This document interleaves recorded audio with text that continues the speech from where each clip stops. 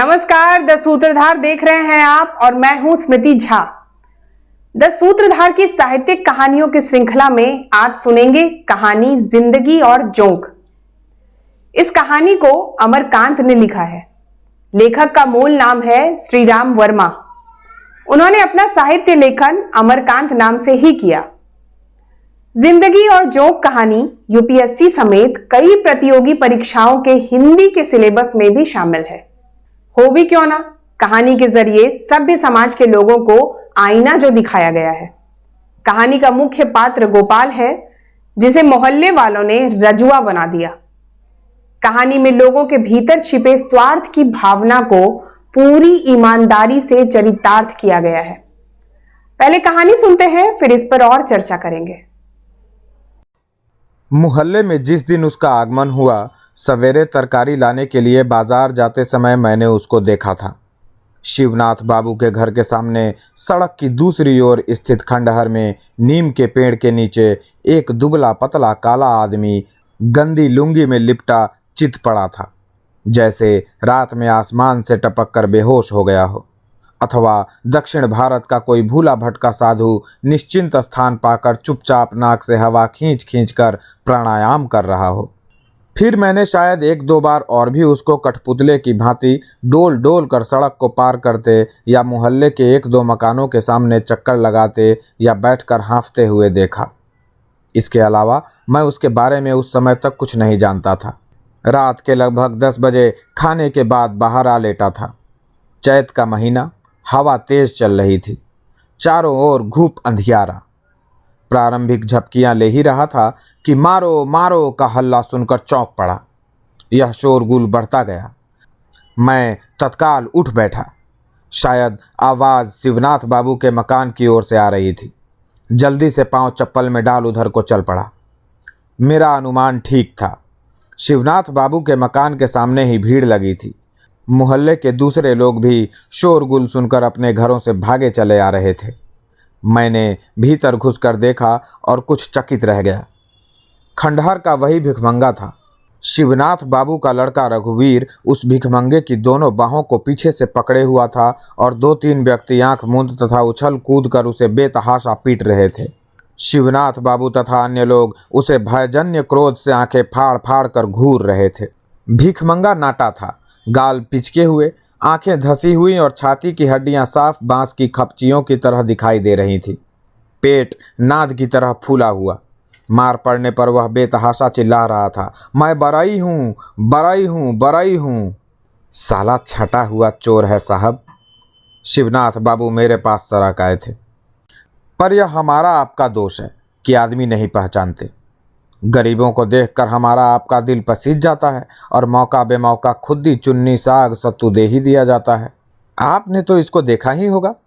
मालूम होता था महीनों से खाना नहीं मिला है, पर कौन जानता था कि साला ऐसा निकलेगा। हरामी का पिल्ला। फिर भिखमंगे की ओर मुड़कर गरज पड़े, बता साले साड़ी कहाँ रखी है, नहीं वह मार पड़ेगी कि नानी याद आ जाएगी। उनका गला जोर से चिल्लाने के कारण किंचित बैठ गया था, इसलिए संभवतः थक कर वह चुप हो गए। पीटने वालों ने भी इस समय पीटना बंद कर दिया था, लेकिन शिवनाथ बाबू के वक्तव्य से राम जी का शोहदा पहलवान लड़का तन्नू अत्यधिक प्रभावित मालूम पड़ा। वह अभी अभी आया था और शिवनाथ बाबू का बयान समाप्त होते ही आप देखा न ताव भीड़ में से आगे लपक जूता हाथ में ले गंदी गालियां देते हुए भिखमंगे को पीटना शुरू कर दिया। 1-1.5 हफ्ते से मोहल्ले में आया हुआ है। शिवनाथ बाबू जैसे निश्चिंत होकर फिर बोले, लालची कुत्तों की तरह इधर उधर घूमा करता था, सो हमारे घर में दया आ गई। एक रोज उसे बुलाकर उन्होंने कटोरे में दाल भात तरकारी खाने को दे दी। बस फिर क्या था, परख गया, रोज आने लगा। खैर कोई बात नहीं थी। आपकी दया से ऐसे 2-3 भर भिखमंगे रोज ही खाकर दुआ दे जाते हैं। यह घर में आने लगा तो मौका पड़ने पर एक आध काम भी कर देता था। अब यह किसको पता था कि आज यह घर से नई साड़ी चुरा लेगा। आपको ठीक से पता है कि साड़ी इसी ने चुराई है। मेरे इस प्रश्न से वे बिगड़ गए। बोले, आप भी खूब बात करते हैं। यही पता लग गया तो चोर कैसा। मैं तो खूब जानता हूँ कि ये सब चोरी का माल होशियारी से छिपा देते हैं और जब तक इनकी कड़ी पिटाई न की जाए कुछ नहीं बताते। अब यही समझिए कि करीब 9 बजे साड़ी गायब हुई। जमुना का कहना है कि उसी समय उसने इसको किसी सामान के साथ घर से निकलते हुए देखा। फिर मैं यह पूछता हूँ कि आज 10 वर्ष से मेरे घर का दरवाज़ा इसी तरह खुला रहता है, लेकिन कभी चोरी नहीं हुई। आज ही कौन सी नई बात हो गई कि वह आया नहीं और मोहल्ले में चोरी बदमाशी शुरू हो गई। अरे मैं इन सालों को खूब जानता हूँ। वह भिखमंगा अब भी तेज मार पड़ने पर चिल्ला उठा, मैं बराई हूँ, मैं बराई हूँ, बराई हूँ। स्पष्ट था कि इतने लोगों को देखकर वह काफी भयभीत हो गया था और अपने समर्थन में कुछ न पाकर बेतहाशा अपनी जाति का नाम ले रहा था। जैसे हर जाति के लोग चोर हो सकते हैं, लेकिन बराई कतई नहीं हो सकते। नए लोग अब भी आ रहे थे। वे क्रोध और उत्तेजना में आकर उसे पीटते और भीड़ में मिल जाते, और जब लगातार मार पड़ने पर भी उसने कुछ नहीं बताया तो लोग खामखा थक गए। कुछ लोग वहां से सरकने भी लगे। किसी ने उसे पेड़ में बांधने और किसी ने पुलिस के सुपुर्द करने की सलाह दी। मैं भी कुछ ऐसी ही सलाह देकर खिसकना चाहता था कि शिवनाथ बाबू का मंझला लड़का योगेंद्र दौड़ता हुआ आया और अपने पिताजी को अलग ले जाते हुए फुस फुस कुछ बातें की। कुछ देर बाद शिवनाथ बाबू जब वापस आए तो उनके चेहरे पर हवाइयाँ सी उड़ रही थीं। एक दो क्षण इधर उधर तथा मेरी ओर बेचारे की तरह देखने के बाद वह बोले, अच्छा इस बार छोड़ देते हैं, साला काफ़ी पिट चुका है, आइंदा ऐसा करते चेतेगा। लोग शिवनाथ बाबू को बुरा भला कहकर रास्ता नापने लगे। मैंने उनकी ओर मुस्कुरा कर देखा तो मेरे पास आकर झेंपते हुए बोले, इस बार तो साड़ी घर ही में मिल गई है, पर कोई बात नहीं, चमार सियार डांट डपट पाते ही रहते हैं। अरे इस पर क्या पड़ी है, चोर चाहे तो रात रात भर मार खाते हैं और कुछ भी नहीं बताते। फिर बाईं आंख को खूबी से दबाते हुए दांत खोलकर हंस पड़े। चलिए साहब, नीच और नींबू को दबाने से ही रस निकलता है। कभी कभी मुझे आश्चर्य होता है कि उस दिन पिटाई के बाद भी खंडहर का वह भिखमंगा मोहल्ले में टिके रहने की हिम्मत कैसे कर सका। हो सकता है उसने सोचा हो कि निर्दोष छूट जाने के बाद मोहल्ले के लोगों का विश्वास और सहानुभूति उसको प्राप्त हो जाएगी और दूसरी जगह उसी अनिश्चितता का सामना करना पड़ेगा। चाहे जो हो, उसके प्रति मेरी दिलचस्पी अब और बढ़ गई थी। मैं उसको खंडहर में बैठकर कुछ खाते या चुपचाप सोते या मोहल्ले में डग डग सरकते हुए देखता। लोग अब उसको कुछ न कुछ दे देते। बचा हुआ बासी या जूठा खाना पहले कुत्तों या गाय भैंसों को दे दिया जाता, परंतु अब औरतें बच्चों को दौड़ा देती कि जाकर भिखमंगे को दे आओ। कुछ लोगों ने तो उसको कोई पहुंचा हुआ साधु महात्मा तक कह डाला, और धीरे धीरे उसने खंडहर का परित्याग कर दिया और आम सहानुभूति एवं विश्वास का आश्चर्यजनक लाभ उठाते हुए जब वह किसी न किसी के ओसारे या दालान में ज़मीन पर सोने बैठने लगा तो लोग उससे हल्के फुल्के काम भी लेने लगे। दया माया के मामले में शिवनाथ बाबू से पार पाना टेढ़ी खीर है, किंतु भिखमंगा उनके दरवाजे पर जाता ही न था। लेकिन एक दिन उन्होंने किसी शुभ मुहूर्त में उसे सड़क से गुजरते समय संकेत से अपने पास बुलाया और तिरछी नज़र से देखते हुए मुस्कुरा कर बोले, देख बे, तूने चाहे जो भी किया, हमसे तो यह सब नहीं देखा जाता। दर दर भटकता रहता है, कुत्ते सुअर का जीवन जीता है। आज से इधर उधर भटकना छोड़, आराम से यहीं रह और दोनों जून भरपेट खा।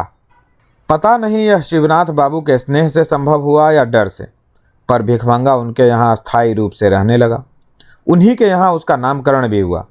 उसका नाम गोपाल था, लेकिन शिवनाथ बाबू के दादा का नाम गोपाल सिंह था, इसलिए घर की औरतों की ज़बान से वह नाम उतरता ही न था।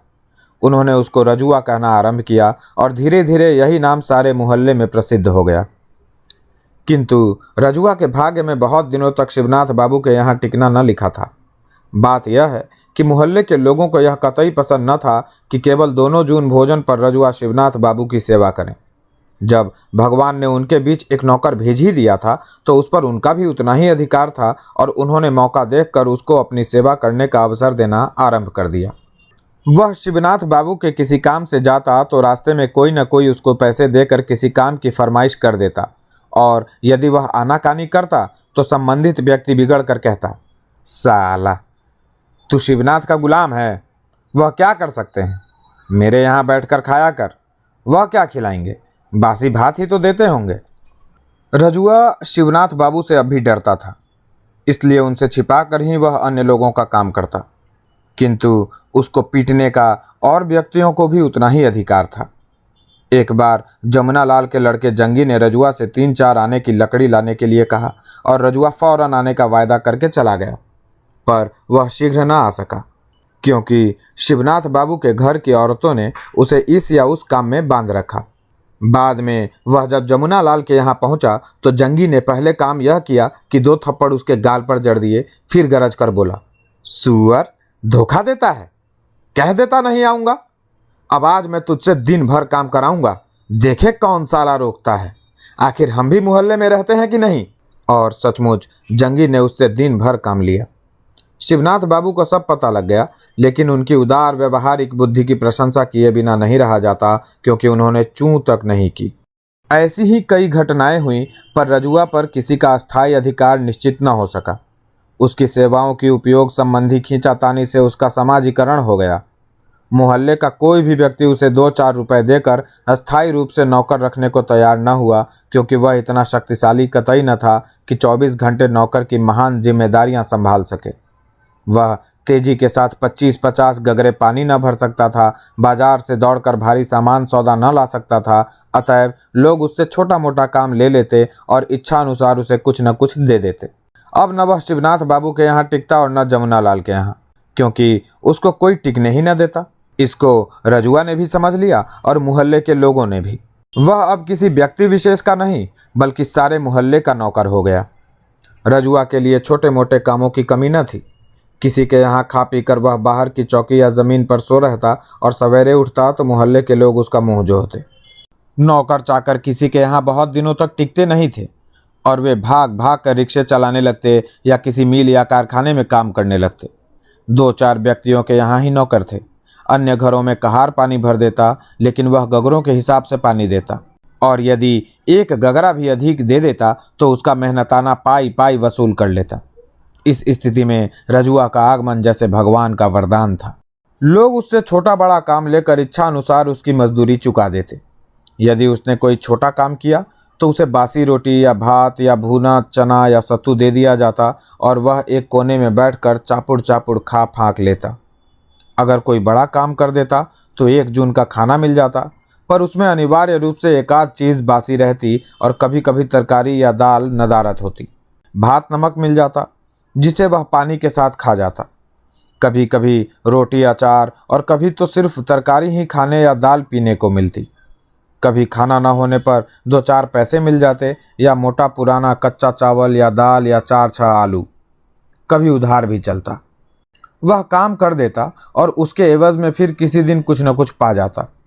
इस तरह वह मेरे घर भी आने लगा था, क्योंकि मेरी श्रीमती जी बुद्धि के मामले में किसी से पीछे न थी। रजुआ आता और काम करके चला जाता। 1-2 बार मुझसे भी मुठभेड़ हुई, पर कुछ बोला नहीं। कोई छुट्टी का दिन था। मैं बाहर बैठा एक किताब पढ़ रहा था कि इतने में रजुआ भीतर आया और कोने में बैठकर कुछ खाने लगा। मैंने घूमकर एक निगाह उस पर डाली। उसके हाथ में एक रोटी और थोड़ा सा अचार था और वह सूअर की भांति चापुड़ चापुड़ खा रहा था। बीच बीच में वह मुस्कुरा पड़ता, जैसे कोई बड़ी मंजिल सर करके बैठा हो। मैं उसकी ओर देखता रहा और मुझे वह दिन याद आ गया जब चोरी के अभियोग में उसकी पिटाई हुई थी। जब वह खाकर उठा तो मैंने पूछा, क्यों रे रजुआ, तेरा घर कहाँ है? वह सकपका कर खड़ा हो गया, फिर मुंह टेढ़ा करके बोला, सरकार, रामपुर का रहने वाला हूँ। और उसने दांत निपोड़ दिए। गांव छोड़कर यहाँ क्यों चला आया?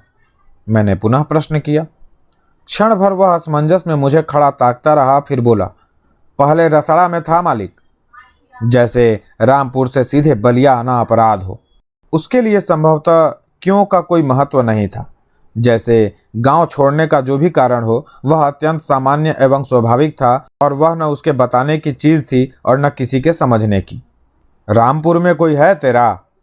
मैंने 1-2 क्षण उसको गौर से देखने के बाद दूसरा सवाल किया। नहीं मालिक, बाप और 2 बहनें थीं, ताउन में मर गईं। वह फिर दांत निपोड़ कर हंस पड़ा। उसके बाद मैंने कोई प्रश्न नहीं किया, हिम्मत नहीं हुई। वह फौरन वहां से सरक गया और मेरा हृदय कुछ अजीब सी घृणा से भर उठा। उसकी खोपड़ी किसी हलवाई की दुकान पर दिन में लटकते काले गैस लैंप की भांति हिल डुल रही थी। हाथ पैर पतले, पेट अब भी हड़ियां की तरह फूला हुआ और सारा शरीर निहायत गंदा एवं घृणित। मेरी इच्छा हुई जाकर बीवी से कह दूं कि इससे काम न लिया करो, यह रोगी है। फिर टाल गया, क्योंकि इसमें मेरा ही घाटा था। मैं जानता था कि नौकरों की कितनी किल्लत थी और रजुआ के रहने से इतना आराम हो गया था कि मैं हर पहली या दूसरी तारीख को राशन मसाला आदि खरीद कर महीने भर के लिए निश्चिंत हो जाता। इनखिलाफ जिंदाबाद, महात्मा गांधी की जय। कुछ महीने बाद एक दिन जब मैं अपने कमरे में बैठा था कि मुझे रजुआ के नारे लगाने और फिर ही हंसने की आवाज़ सुनाई दी। मैं चौंका और मैंने सुना, आंगन में पहुंचकर वह जोर से कह रहा है, मलकाइन थोड़ा नमक होगा, मिसिर के यहाँ से रोटियां मिल गई हैं, दाल बनाऊंगा। मेरी पत्नी चूल्हे चौके में लगी हुई थी। उसने कुछ देर बाद उसको नमक देते हुए पूछा, रजुआ सच बताना, तुझे नहाए हुए कितने दिन हो गए? खिचड़ी की खिचड़ी नहाता हूं ना मलकाइन जी, वह नमक लेकर बोला और हंसते हुए भाग गया। मैं कमरे में बैठा यह सब सुन रहा था। संभवतः उसको मेरी उपस्थिति का ज्ञान न था, अन्यथा वह ऐसी बातें न करता। लेकिन यह बात साफ थी कि अब वह मोहल्ले में जम गया है। उसको खाने पीने की चिंता नहीं है। इतना ही नहीं, अब वह मोहल्ले भर से सह पा रहा है। लोग अब उससे हंसी मजाक भी करने लगे हैं और उसे मारे पीटे जाने का किंचित मात्र भी भय नहीं। अवश्य यही बात थी और वह स्थिति में परिवर्तन से लाभ उठाते हुए ढीठ हो गया था। इसलिए उसने अपने आगमन की सूचना देने के लिए राजनीतिक नारे लगाए थे, जैसे वह कहना चाहता हो कि मैं हंसी मजाक का विषय हूँ, लोग मुझसे मजाक करें जिससे मेरे हृदय में हिम्मत और ढाढ़स बंधे। मुझे बड़ा ही आश्चर्य हुआ, लेकिन कुछ ही दिन बाद मैंने उसकी एक और हरकत देखी जिससे मेरे अनुमान की पुष्टि होती थी। सायंकाल दफ्तर से आ रहा था कि जीवत राम के गोले के पास मैंने रजुआ की आवाज़ सुनी। पतिया की स्त्री बर्तन मांज रही थी और उसके पास खड़ा रजुआ टेढ़ा मुंह करके बोल रहा था, सलाम हो भौजी, समाचार है ना? अंत में बेमतलब ही हंसने लगा। पतिया की बहू ने थोड़ा मुस्की काटते हुए सुनाया, दूर हो पापी, समाचार पूछने का तेरा ही मुंह है, चला जा, नहीं तो जूठ की काली हांडी चलाकर वह मारूंगी कि सारी लफंगई। यहाँ उसने एक गंदे मुहावरे का इस्तेमाल किया, लेकिन मालूम पड़ता है कि रजुआ इतने ही से खुश हो गया क्योंकि वह मुंह फैलाकर हंस पड़ा और फिर तुरंत उसने 2-3 बार सिर को ऊपर झटका देते हुए ऐसी किलकारियां लगाईं जैसे घास चरता हुआ गधा अचानक सिर उठाकर ढींचू ढींचू कर उठता है। फिर तो यह उसकी आदत हो गई। सारे मोहल्ले की छोटी जातियों की औरतों से उसने भौजाई का संबंध जोड़ लिया था। उनको देखकर वह कुछ हल्की फुल्की छेड़खानी कर देता और तब वह गधे की भांति ढेंचू ढेंचू कर उठता। कुएं पर पहुंचकर वह किसी औरत को कनखी से निहारता और अंत में पूछ बैठता, यह कौन है? अच्छा, बड़की भौजी हैं। सलाम भौजी, सीताराम सीताराम, राम राम, जपना पराया माल अपना। इतना कह वह दुष्टतापूर्वक हंस पड़ता। वह किसी काम से जा रहा होता, पर रास्ते में किसी औरत को बर्तन मांजते या अपने दरवाजे पर बैठे हुए या कोई काम करते हुए देख लेता तो 1-2 मिनट के लिए वहां पहुंच जाता, बेहया की तरह हंसकर कुशल क्षेम पूछता और अंत में झिड़की गाली सुनकर किलकारियां मारता हुआ वापस चला जाता। धीरे धीरे वह इतना बहक गया कि नीच जाति की किसी जवान स्त्री को देखकर, चाहे वह जान पहचान की हो या न हो, दूर से ही हिचकी दे देकर किलकने लगता। मेरी तरह मोहल्ले के अन्य लोगों ने भी उसके इस परिवर्तन पर गौर किया था और संभवतः इसी कारण लोग उसे रजुआ से रजुआ साला कहने लगे। अब कोई बात कहनी होती, कितने गंभीर काम के लिए पुकारना होता, लोग उसे रजुआ साला कहकर बुलाते और अपने काम की फरमाइश करके हंस पड़ते। उनकी देखा देखी लड़के भी ऐसा ही करने लगे, जैसे साला कहे बिना रजुआ का कोई अस्तित्व ही ना हो। और इससे रजुआ भी बड़ा प्रसन्न था, जैसे इससे उसके जीवन की अनिश्चितता कम हो रही हो और उस पर अचानक कोई संकट आने की संभावना संकुचित होती जा रही हो। और अब लोग उसे चिढ़ाने भी लगे, क्यों बे रजुआ साला, शादी करेगा? लोग उसे छेड़ते। रजुआ उनकी बातों पर खी हंस पड़ता और फिर अपनी आदत के अनुसार सिर को ऊपर की ओर 2-3 बार झटके दे देता तथा मुंह से ऐसी हिचकी की आवाज़ निकालता हुआ जो अधिक कड़वी चीज़ खाने पर निकलती है, चलता बनता। वह समझ गया था कि लोग उसे देखकर खुश होते हैं और अब वह सड़क पर चलते, गली से गुजरते, घर में घुसते, काम की फरमाइश लेकर घर से निकलते और कुएं पर पानी भरते समय जोरों से चिल्लाकर उस समय के प्रचलित राजनीतिक नारे लगाता या कबीर की कोई गलत सलत बानी बोलता या किसी सुनी हुई कविता या दोहे की 1-2 पंक्तियां गाता। ऐसा करते समय वह किसी की ओर देखता नहीं, बल्कि टेढ़ा मुंह करके जमीन की ओर देखता हुआ मुंह फैलाकर हंसे जाता, जैसे वह दिमाग की आंखों से देख रहा हो कि उसकी हरकतों को बहुत से लोग देख सुनकर प्रसन्न हो रहे हैं। सायंकाल दफ्तर से आने और नाश्ता पानी करने के बाद मैं हवाखोरी करने निकल जाता हूँ। रेलवे लाइन पकड़कर बांसडीह की ओर जाना मुझे सबसे अच्छा लगता है। सरयू पार करके गंगा जी के किनारे घूमना टहलना कम आनंददायी नहीं है, लेकिन उसमें सबसे बड़ी कठिनाई यह है कि बरसात में दोनों नदियां बढ़कर समुद्र का रूप ले लेती हैं और जाड़े में इतने दलदल मिलते हैं कि जाने की हिम्मत नहीं होती। लेकिन कभी कभी ऐसा भी होता है कि मुझे देर हो जाती है या अधिक चलने फिरने की कोई इच्छा नहीं होती और स्टेशन के प्लेटफॉर्म का चक्कर लगाकर वापस लौट आता हूँ। 15-20 दिन के बाद एक दिन सायंकाल स्टेशन के प्लेटफॉर्म पर टहलने गया। स्टेशन के फाटक से प्लेटफॉर्म पर आने के बाद मैं बाईं तरफ जीआरपी की चौकी की ओर बढ़ चला, किंतु कुछ कदम ही चला था कि मेरा ध्यान रजुआ की ओर गया, जो मुझसे कुछ दूर आगे था। वह भी उधर ही जा रहा था। मुझे कुछ आश्चर्य नहीं हुआ, क्योंकि शहर के काफ़ी लोग दिशा मैदान के लिए कटहर नाला जाते थे, जो स्टेशन के पास ही बहता है। मैं धीरे धीरे चलने लगा, पर रजुआ कटहर नाला नहीं गया, बल्कि जीआरपी की चौकी के पास कुछ ठिठक कर खड़ा हो गया। अब मुझे कुछ आश्चर्य हुआ। क्या वह किसी मामले में पुलिस वालों के चक्कर में आ गया है? मेरी समझ में कुछ न आया और उत्सुकतावश मैं तेज चलने लगा। आगे बढ़ने पर स्थिति कुछ कुछ समझ में आने लगी। चौकी के सामने एक बेंच पर बैठे पुलिस के 2-3 सिपाही कोई हंसी मजाक कर रहे थे और उनसे थोड़ी ही दूरी पर नीचे एक नंगी औरत बैठी हुई थी। वह औरत और कोई नहीं, एक पगली थी जो कई दिनों से शहर का चक्कर काट रही थी।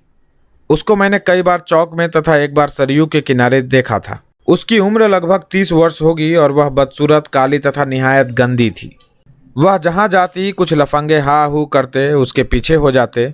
वे उसको चिढ़ाते, उस पर ईंट फेंकते और जब वह तंग आकर चीखती चिल्लाती भागती तो लड़के उसके पीछे दौड़ते। रजुआ उस पगली के पास ही खड़ा था। वह कभी शंकित आंखों से पुलिस वालों को देखता, फिर मुंह फैलाकर हंस पड़ता और मुटुर मुटुर पगली को ताकने लगता, परंतु पुलिस वाले संभवतः उसकी ओर ध्यान न दे रहे थे। मुझे बड़ी शर्म मालूम हुई, किंतु मैं इतना समीप पहुंच गया था कि अचानक घूमकर लौटना संभव न हो सका। असली बात जानने की उत्सुकता भी थी। मैं शून्य की ओर देखता हुआ आगे बढ़ा, लेकिन लाख कोशिश करके भी दृष्टि उधर चली ही जाती।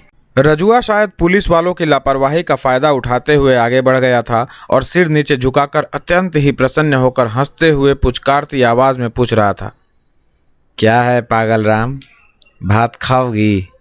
इतने में पुलिस वाले में से एक ने कड़क कर प्रश्न किया, कौन है बे साला? चलता बन, नहीं तो मारते मारते भूसा बना दूंगा।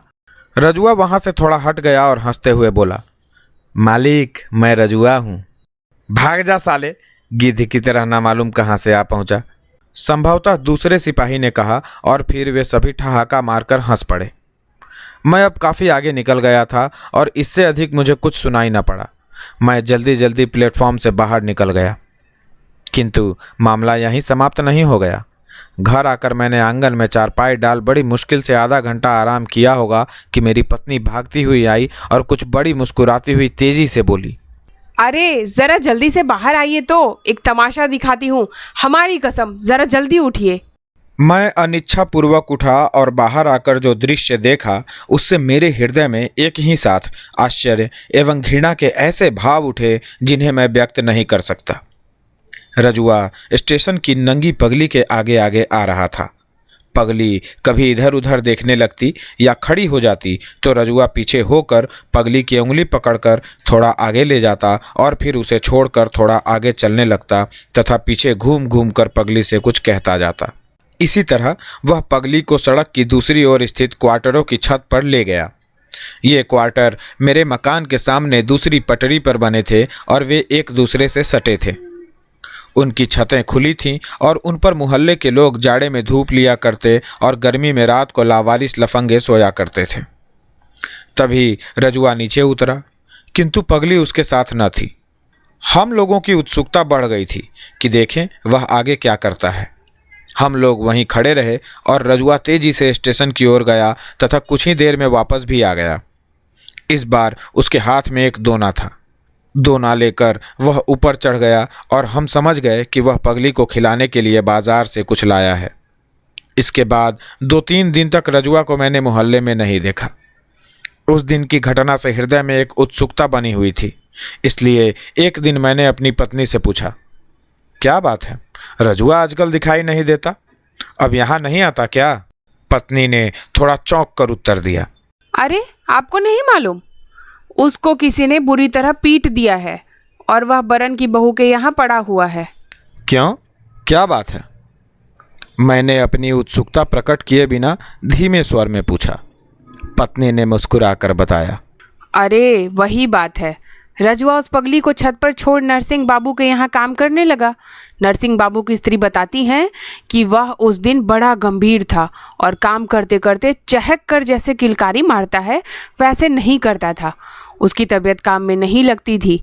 वह एक काम करता और मौका देख कोई बहाना बनाकर क्वार्टर की छत पर जाकर पगली का समाचार ले आता। नरसिंह बाबू की स्त्री ने जब उसे खाना दिया तो उसने वहाँ भोजन नहीं किया, बल्कि खाने को एक कागज में लपेटकर अपने साथ लेता गया।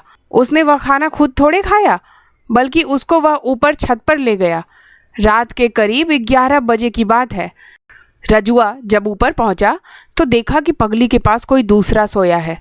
उसने आपत्ति की तो उसको उस लफंगे ने खूब पीटा और पगली को लेकर कहीं दूसरी जगह चला गया। तुम्हें यह सब कैसे मालूम हुआ? मेरा हृदय एक अनजान क्रोध से भरा आ रहा था। बरन की बहू बता रही थी, पत्नी ने उत्तर दिया और अकारण ही हंस पड़ी। बहुत दिन हो गए थे, गर्मी का मौसम था और भयंकर लू चलना शुरू हो गई थी। छत पर मार खाने के 4-5 दिन बाद रजुआ फिर से मोहल्ले में आकर काम करने लगा था, लेकिन उसमें एक जबरदस्त परिवर्तन यह हुआ कि उसका स्त्रियों के साथ छेड़खानी करके गधे की भांति हिचकना किलकना बंद हो गया। रजुआ ने आजकल दाढ़ी क्यों रख छोड़ी है? मैंने पत्नी से पूछा। रजुआ की बात छेड़ने पर मेरी बीवी अवश्य हंस देती। मुस्कुराकर उसने उत्तर दिया, आजकल वह भगत हो गया है। बरन की बहू को उसके कृत्य की सजा देने को उसने दाढ़ी बढ़ा ली है और रोजाना शनिचरी देवी पर जल चढ़ाता है। मेरे प्रश्न सूचक दृष्टि से देखने पर पत्नी ने अपनी बात स्पष्ट की। बात यह है कि रजुआ पिछले कुछ महीनों से रात को बरन की बहू के यहाँ ही सोता था और उससे बुआ का रिश्ता भी उसने जोड़ लिया था। रजुआ 2-4 आने जो कुछ कमाता वह अपनी बुआ के यहाँ जमा करता जाता। वह बताता है कि इस तरह करते करते 10 रुपए तक इकट्ठे हो गए हैं। एक बार उसने बरन की बहू से अपने रुपए मांगे तो वह इनकार कर गई कि उसके पास रजुआ की एक पाई भी नहीं। रजुआ के दिल को इतनी चोट लगी कि उसने दाढ़ी रख ली। वह कहता है कि जब तक बरन की बहू को कोढ़ ना फूटेगा वह दाढ़ी ना मुड़ाएगा। इसी काम के लिए वह शनिचरी देवी पर रोज जल भी चढ़ाता है। शनिचरी देवी का जहाँ तक संबंध है, मुझे अब ख्याल आया, शनिचरी अपने ज़माने की एक प्रचंड डोमिन थी। ताड़का की तरह लंबी तगड़ी और लड़ने झगड़ने में उस्ताद। वह किसी से भी नहीं डरती थी और नित्य ही किसी न किसी से मोर्चा लेती थी। एक बार किसी लड़ाई में एक डोम ने शनिचरी की खोपड़ी पर एक लठ जमा दिया, जिससे उसका प्राणांत हो गया। लेकिन 1-1.5 हफ्ते बाद ही उस डोम के चेचक निकल आई और वह मर गया। लोगों ने उसकी मृत्यु का कारण शनिचरी देवी का प्रकोप समझा। डोमों ने श्रद्धा में उसका चबूतरा बना दिया और तब से वह छोटी जातियों में शनिचरी माता या शनिचरी देवी के नाम से प्रसिद्ध हो गई थी। मैं कुछ नहीं बोला, लेकिन पत्नी ने संभवतः कुछ उदास स्वर में कहा, उसको आजकल थोड़ा बुखार रहता है। उसका विश्वास है कि बरन की बहू ने उस पर जादू टोना कर दिया है। वह कहता है कि शनिचरी बहुत चलती देवी हैं। अरे 1 महीने में ही बरन की बहू कोढ़ फूट फूट कर मरेगी। पता नहीं उसका ज्वर टूटा कि नहीं, मैंने जानने की कोशिश भी नहीं की। बीमार तो वह सदा ही का था। सोचा शायद उतर गया हो, क्योंकि काम तो वह उसी तरह कर रहा था। हाँ, बीच में उसके चेहरे पर जो चुस्ती और खुशी चमक चमक उठती वह तिरोहित हो गई थी। न वह उतना चहकता था, न उतना बोलता था। अपेक्षाकृत वह अधिक गंभीर और सुस्त हो गया। उसकी रुचि धर्म की ओर मुड़ गई और शनिचरी देवी की मन्नत मानते वह अच्छा भला भगत बन बैठा। मेरे घर के सामने सड़क की दूसरी ओर क्वार्टर में एक पंडित जी रहते हैं। यूँ तो वह लकड़ियाँ बेचते हैं, लेकिन साथ साथ सत्तू, नमक, तेल वगैरह भी रखते हैं। फलस्वरूप उनके यहाँ इक्के तांगे वालों और गाड़ी वालों की भीड़ लगी रहती है। जो पंडित जी के यहाँ से सत्तू लेकर अपनी भूख मिटाते हैं और उनकी दुकान के छायादार नीम के नीचे 5-10 मिनट विश्राम करते हुए ठट्ठा मजाक भी करते हैं। रात को वहीं उनकी मजलिस लगती है। उस रात गर्मी इतनी थी कि आंगन में दम घुटा जा रहा था। मैं खाने के पश्चात चारपाई को घसीटते हुए लगभग सड़क के किनारे ले गया। उमस तो यहाँ भी थी, पर अपेक्षाकृत शांति मिली। मुझे लेटे हुए अभी 2-4 मिनट ही बीते होंगे कि पंडित जी की दुकान से आती हुई आवाज़ सुनाई पड़ी। तो का हो रज्जू भगत, गोसाई जी का कह गए हैं? महावीर जी समंदर में कूदते हैं तो ताड़का महारानी का कहती हैं? सुनो सुनो। प्रश्नकर्ता की बात के उत्तर में रजुआ, शायद वह भगत कहलाने लगा था, तत्काल जोश से ऐसे बोला जैसे आशंका हो कि यदि वह देर कर देगा तो कोई दूसरा ही बता देगा। बजरंगबली बड़े जबर थे। वह समुंदर में कुछ दूर तक तैरे लेते हैं तो उनको ताड़का महारानी मिलती हैं। ताड़का महारानी अपना रूप दिखलाती हैं तो बजरंगबली किससे कम हैं? ये मियाँ एढ़े तो हम तुमसे डेढ़े, बजरंगबली भी उतने ही हो जाते हैं। इसके बाद ताड़का महारानी और बड़ी हो हैं तो बजरंगबली मच्छर बनकर ताड़का महारानी के कान से बाहर निकल आते हैं। तो है रज्जू भगत, गान्ही महात्मा भी तो जेहल से निकल आते हैं? किसी दूसरे ने पूछा।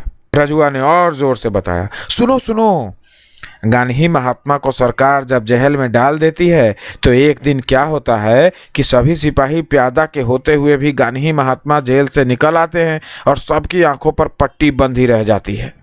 गान्ही महात्मा 7 समुंदर पार करके जब दिल्ली पहुंचते हैं तो सरकार उन पर गोली चलाती है। गोली गान्ही महात्मा की छाती पर लगकर 100 टुकड़े हो जाती है और गान्ही महात्मा आसमान में उड़कर गायब हो जाते हैं।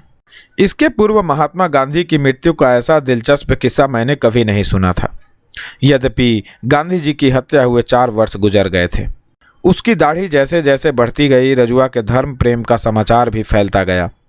निचले तबके के लोगों में अब वह रज्जू भगत के नाम से पुकारा जाने लगा।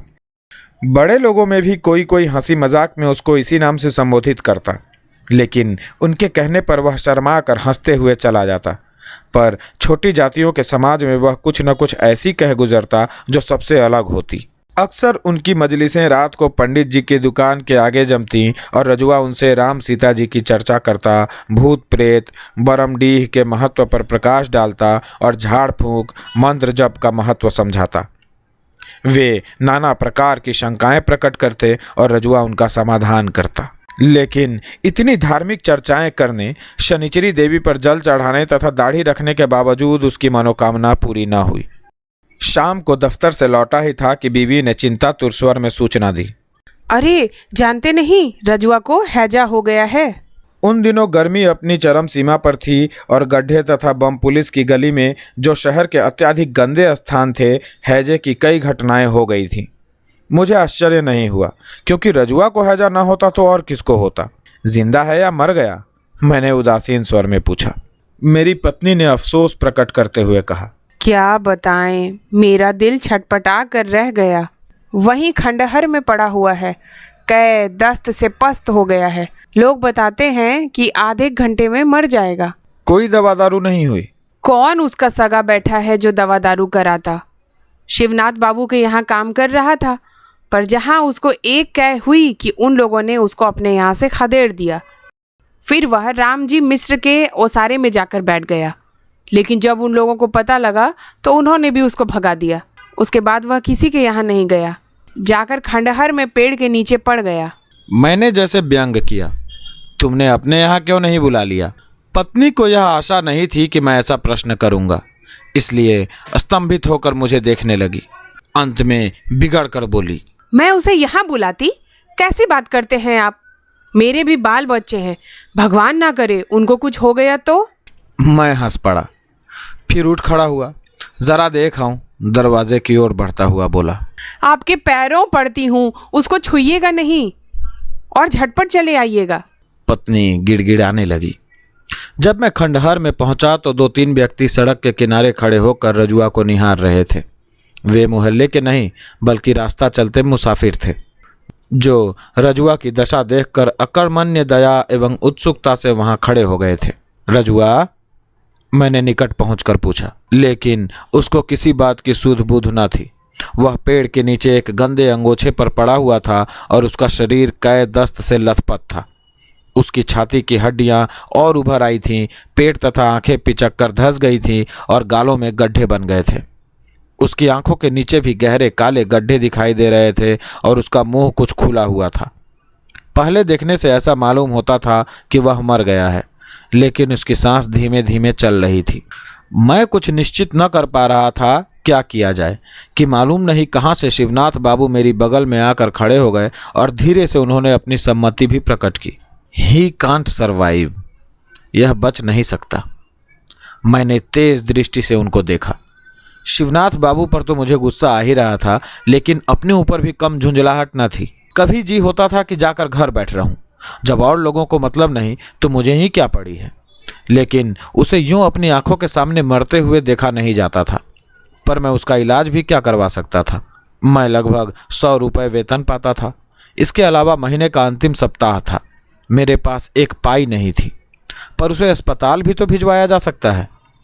अचानक मन में विचार कौंधा।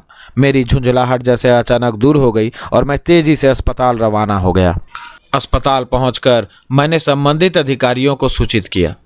वहां से अस्पताल की मोटर गाड़ी पर बैठकर मैं स्वयं साथ आया। रजुआ की सांस अब भी चल रही थी। अस्पताल के 2 मेहतरों ने जो साथ आए थे उसको खींचकर गाड़ी पर लाद दिया। जब गाड़ी चली गई तो मैंने संतोष की सांस ली, जैसे मेरे सिर से कोई बहुत बड़ा बोझ हट गया। सबकी यही राय थी कि रजुआ बच नहीं सकता, परंतु वह मरा नहीं। यदि अस्पताल पहुंचने में थोड़ा भी विलंब हो गया होता तो बेशक काल के गाल से उसकी रक्षा न हो पाती। अस्पताल में वह 4-5 दिन रहा, फिर वहां से बर्खास्त कर दिया गया। किंतु उसकी हालत बेहद खराब थी। वह एकदम दुबला पतला हो गया था। मुश्किल से चल पाता और जब बोलता तो हाँफने लगता। ना मालूम क्यों वह अस्पताल से सीधे मेरे घर ही आया। यद्यपि मेरी पत्नी को उसका आना बहुत बुरा लगा, लेकिन मैंने उसे कह दिया कि 2-4 दिन उसे पड़ा रहने दे, फिर वह अपने आप ही इधर उधर आने जाने तथा काम करने लगेगा। वह 4-5 दिन रहा। खाने को कुछ न कुछ पा ही जाता। वह कोई न कोई काम करने की कोशिश करता, पर उससे होता नहीं था। किसी को घर में बैठकर मुफ्त खिलाना मेरी श्रीमती जी को बहुत बुरा लगता था, परंतु सबसे बड़ा भय उनको यह था कि उसके रहने से घर में किसी को हैजा ना हो जाए। और एक दिन घर आने पर रजुआ नहीं दिखाई पड़ा। पूछने पर बीवी ने बताया कि वह अपनी तबीयत से पता नहीं कब कहीं चला गया। वह कहीं गया न था, बल्कि मोहल्ले ही में था, लेकिन अब वह बहुत कम दिखाई पड़ता। मैंने उसको 1-2 बार सड़क पर पैर घिसट घिसट कर जाते हुए देखा। संभवतः वह अपना पेट भरने के लिए कुछ न कुछ करने का प्रयत्न कर रहा था। फिर एक दिन मैंने उसे खंडहर में पुनः पड़ा पाया। शिवनाथ बाबू अपने दरवाजे पर बैठ अपने शरीर में तेल की मालिश कर रहे थे। मैंने उनसे जाकर नमस्कार करते हुए प्रश्न किया, रजुआ खंडहर में क्यों पड़ा हुआ है? उसे फिर हैजा हुआ है क्या? शिवनाथ बाबू बिगड़ गए। गोली मारिए साहब, आखिर कोई कहाँ तक करे। अब साले को खुजली हुई है, जहाँ जाता है खुजलाने लगता है। कौन उससे काम कराए? फिर काम भी तो वह नहीं कर सकता। साहब अभी 2-3 रोज की बात है, मैंने कहा एक गगरा पानी ला दो। गया ज़रूर, लेकिन कुएं से उतरते समय गिर गए बच्चू। पानी तो खराब हुआ ही, गगरा भी टूट पिचक गया। मैंने तो साफ साफ कह दिया कि मेरे घर के अंदर पैर न रखना, नहीं तो पैर तोड़ दूंगा। गरीबों को देखकर मुझे भी दया माया सताती है, पर अपना भी तो देखना है। मैं कुछ नहीं बोला और चुपचाप घर लौट आया। इस बार मेरी हिम्मत नहीं हुई कि जाकर उसे देखूं या उससे हाल चाल पूछूं। घर जाकर मैंने पत्नी से पूछा, तुमने रजुआ से कुछ कहा सुना तो नहीं था? मुझे शक था कि बीवी ने ही उसको भगा दिया होगा और इसलिए वह मेरे घर नहीं आता। मेरी बात सुनकर श्रीमती जी अचानक मुझे देखने लगी, फिर तिनक कर बोली, क्या करती? रोग को पालती? कोई मेरे भाई बंधु तो नहीं? मैं क्या कहता। रजुआ को भयंकर खुजली हो गई थी, लेकिन उसने मोहल्ला नहीं छोड़ा। वह अक्सर खंडहर में बैठकर अपने शरीर को खुजलाता रहता। खाने की आशा में वह इधर उधर चक्कर भी लगाता। कभी कभी वह मेरे घर के सामने लकड़ी वाले पंडित के यहाँ जाता और पंडित जी थोड़ा सत्तू दे देते। मैंने भी 1-2 बार अपने लड़के के हाथ खाना भिजवा दिया। इसी तरह उसके पेट का पालन होता रहा। उसका चेहरा भयंकर हो गया था, एकदम पीला और हाथ पैर जली हुई रस्सी की तरह ऐंठे हुए। वह बाहर कम ही निकलता और जब निकलता तो उसको देखकर एक अजीब सी दहशत सी लगती, जैसे कोई नरकंकाल चल रहा हो। आषाढ़ चढ़ गया था और बरसात का पहला पानी पड़ चुका था। शनिवार का दिन सवेरे लगभग 8 बजे मैं दफ्तर का काम लेकर बैठ गया, लेकिन तबीयत नहीं लगी। बाहर नाली में वर्षा का पानी पूरे वेग से दौड़ रहा था और शरीर पर पुरवाई के झोंके आ लगते, जिससे मैं एक मधुर सुस्ती का अनुभव कर रहा था। मैंने कलम मेज पर रख दी और कुर्सी पर सिर टेक कर ऊँघने लगा। यदि एक आहट ने चौंका न दिया होता तो मैं सो भी जाता। मैंने आंखें खोलकर बाहर झांका। बाहर ओसारे में खड़ा एक 13-14 वर्ष का लड़का कमरे में झांक रहा था। लड़के के शरीर पर एक गंदी धोती थी और चेहरा मैला था। मुझे संदेह हुआ कि वह कोई चोर चाई है, इसलिए मैंने डपट कर पूछा, कौन है रे, क्या चाहता है? लड़का दुबक कर कमरे में घुस आया और निधड़क बोला, सरकार, रजुआ मर गया, उसी के लिए आया हूँ। और अंत में हंस पड़ा। मर गया? कब मरा? कहाँ मरा? मैंने साश्चर्य मुंह बनाकर एक ही साथ उससे कई प्रश्न किए। लड़के ने फिर हंसते हुए कहा, हाँ सरकार, मर गया। मालिक, इस कार्ड पर उसके गांव एक चिट्ठी लिख दीजिए। मैंने उसके आगे रजुआ के संबंध में कुछ न पूछा। मैं अचानक डर गया कि यदि मैंने मामले में अधिक दिलचस्पी दिखाई तो हो सकता है कि मुझे उसकी लाश फूंकने का भी प्रबंध करना पड़े। लड़के के हाथ में एक पोस्ट कार्ड था, जिसको लेते हुए मैंने सवाल किया, इस पर क्या लिखना होगा? उसके गांव का क्या पता है? मालिक, रामपुर के भजन राम बरई के यहाँ लिखना होगा। लिख दीजिए कि गोपाल मर गया। लड़के की आवाज़ कुछ ढीठ हो गई थी। गोपाल? जी, वहाँ तो उसका यही नाम है। मैंने पोस्ट कार्ड पर तेज़ी से मजमून तथा पता लिखा और पत्र को लड़के के हवाले कर दिया। मैं लड़के से पूछना चाहता था कि तू कौन है, रजुआ कहाँ मरा, उसकी लाश कहाँ है, परंतु मैं कुछ नहीं पूछ सका, जैसे मुझे काट मार गया हो। सच कहता हूँ, रजुआ की मृत्यु का समाचार सुनकर मेरे हृदय को अपूर्व शांति मिली, जैसे दिमाग पर पड़ा हुआ बहुत बड़ा बोझ हट गया हो। उसको देखकर मुझे सदा घृणा होती थी और कभी कभी सोचकर कष्ट होता था कि इस व्यक्ति ने सदा ऐसे प्रयास किए जिससे इसको भीख न मांगनी पड़े, और उसको भीख मांगनी भी पड़ी है तो इसमें उसका दोष कतई नहीं रहा है। मैंने उसके बारे में कई बार क्रोधवश सोचा है कि यह कमबख्त एक ही मोहल्ले से क्यों चिपका हुआ है, घूम घूम कर शहर में भीख क्यों नहीं मांगता। मुझे कभी कभी लगता है कि वह किसी का मोहताज न होना चाहता था और इसके लिए उसने कोशिश भी की, जिसमें वह असफल रहा। चूँकि वह मरना न चाहता था, इसलिए जोंक की तरह जिंदगी से चिमटा रहा। लेकिन लगता है जिंदगी स्वयं जोंक सरीखे उससे चिमटी थी और धीरे धीरे उसके रक्त की अंतिम बूंद तक पी गई। रजुआ को मरे 3-4 दिन हो गए थे। सारे मोहल्ले में यह समाचार उसी दिन फैल गया था। मोहल्ले वालों ने अफसोस प्रकट किया और शिवनाथ बाबू ने तो यहाँ तक कह डाला कि जो हो, आदमी वह ईमानदार था। रात के करीब 8 बजे थे और मैं बाहरी ओसारे में बैठा था। आसमान में बादल छाए थे और सारा वातावरण इतना शांत था जैसे किसी षड्यंत्र में लीन हो। बगल की चौकी पर रखी धुंधली लालटेन कभी कभी चकमक कर उठती और उसके चारों ओर उड़ते पतंग कभी कमीज के अंदर घुस जाते, जिससे तबीयत असहाय खीज से भर उठती। मैं भीतर जाने के उद्देश्य से उठा कि सामने एक छाया देखकर एकदम डर गया। रजुआ की शक्ल का नरकंकाल भीतर चला आ रहा था। सच कहता हूँ, यदि मैं भूत प्रेत में विश्वास करता तो चिल्ला उठता, भूत भूत। मैं आंखें फाड़ फाड़ कर देख रहा था। नरकंकाल धीरे धीरे घिसटता बढ़ा आ रहा था। यह तो रजुआ ही था, ठठरी मात्र। क्या वह जिंदा है? वह मेरे निकट आ गया। संभवतः मेरी परेशानी भांप कर बोला, सरकार, मैं मरा नहीं हूँ, जिंदा हूँ। अंत में वह सूखे होठों से हंसने लगा। तब वह लड़का क्यों आया था? मैंने गंभीरतापूर्वक प्रश्न किया। उसने पहले दांत निपोड़ दिए, फिर बोला, सरकार, वह गुदड़ी बाजार के बचन राम का लड़का है। मैंने ही उसको भेजा था। बात यह हुई सरकार कि मेरे सिर पर कौवा बैठ गया था। हजूर, कौवे का सिर पर बैठना बहुत अशुभ माना जाता है, उससे मौत आ जाती है। फिर गांव पर चिट्ठी लिखने का क्या मतलब? मेरी समझ में अब भी कुछ ना आया था। उसने समझाया, सरकार, यह मौत वाली बात किसी सगे संबंधी के यहाँ लिख देने से मौत टल जाती है। भजन राम बरई मेरे चाचा होते हैं। मालिक, एक और कारण है, इस पर लिख दें सरकार कि गोपाल जिंदा है, मरा नहीं। मैंने पूछना चाहा कि तू क्यों नहीं आया, लड़के को क्यों भेज दिया? लेकिन यह सब व्यर्थ था। संभवतः उसने सोचा हो कि उसका मतलब कोई न समझे और लोग बात को मजाक समझकर कहीं दूर दूरा न दें। मैंने पोस्ट कार्ड लेकर उस पर उसकी इच्छा अनुसार लिख दिया। पोस्ट कार्ड लौटाते समय मैंने उसके चेहरे को गौर से देखा। उसके मुख पर मौत की भीषण छाया नाच रही थी और वह जिंदगी से जोंक की तरह चिमटा था। लेकिन जोंक वह था या जिंदगी? वह जिंदगी का खून चूस रहा था या जिंदगी उसका? मैं तय नहीं कर पाया। गोपाल भले ही कुरूप है, वह निर्धन है, बेबस है, लाचार है, लेकिन उसमें स्वाभिमान भी है। वह किसी से भीख नहीं मांगना चाहता। वह कमाकर अपना पेट पालने की कोशिश करता है।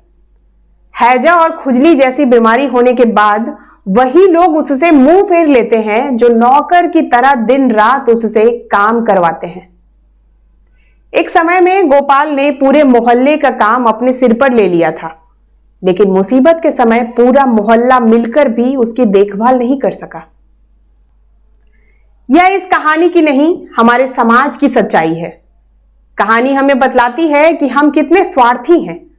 शारीरिक पीड़ा सहन करते हुए गोपाल उर्फ रजुआ मृत्यु के मुख से लौट आया। अब लेखक यह समझ नहीं पा रहे हैं कि जिंदगी उसके साथ जोंक की तरह चिपकी है या वह जिंदगी के साथ जोंक की तरह चिपका हुआ है।